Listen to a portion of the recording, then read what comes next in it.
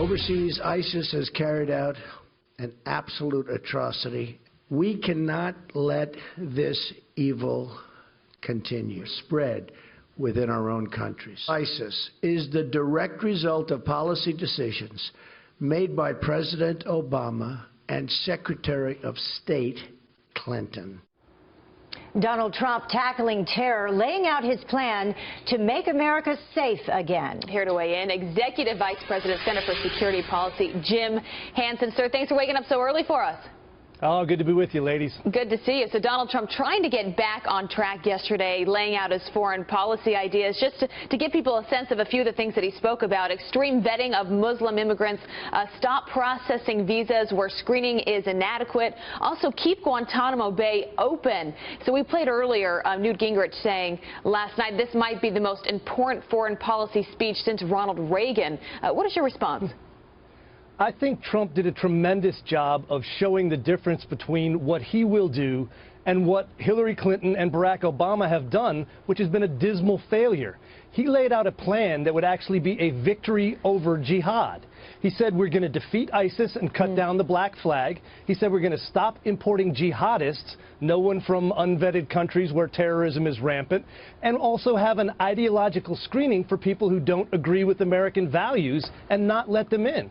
And he also said he'll cut loose our federal law enforcement and national security apparatus to learn about and investigate the people who form our enemy and cure the willful blindness that President Obama has put in place. Yeah. Great plan. Well, and this is coming on the heels of what was just announced yesterday, which are 15 more, the largest ever group of detainees at Guantanamo Bay released, the worst of the worst. Take a look at this poll, and I want your response to this as well. And it says now that Clinton is trusted more with handling terrorism. Trump at 39% and Clinton with 50%. So would we be safer under Hillary Clinton? Not in a million years. We've seen what happens under Hillary Clinton. The Arab Spring turned into the Arab nightmare on her and Barack Obama's watch. I think that poll is largely a result of the arguments with the Khan family, etc., and doesn't reflect the actual policies. I think once people look at the fact that Trump has a plan and the will to implement it to defeat our enemies, to treat them, as he said, like we did in the Cold War, to learn about them, to say that our type of life, our culture, our American values are better than Sharia and the oppressive totalitarian system of the jihadists. Say that worldwide, stop them from coming here, and keep America safe. I think it's a tremendous idea. Well, something that Trump has talked about from the beginning of his campaign is immigration and securing or improving some of our immigration laws, and that will somehow help combat terrorism. Here's what he said about that yesterday. One of my first acts as president will be to establish a commission on radical Islam. We want to build bridges and erase divisions. The goal of the commission will be to identify and explain to the American public the core convictions and beliefs of radical Islam, develop new protocols for local police officers, federal investigators, and immigration screeners. So a lot of people hear this and they say, this sounds really good, but can it actually be implemented? Well, the opposite has been implemented under Obama.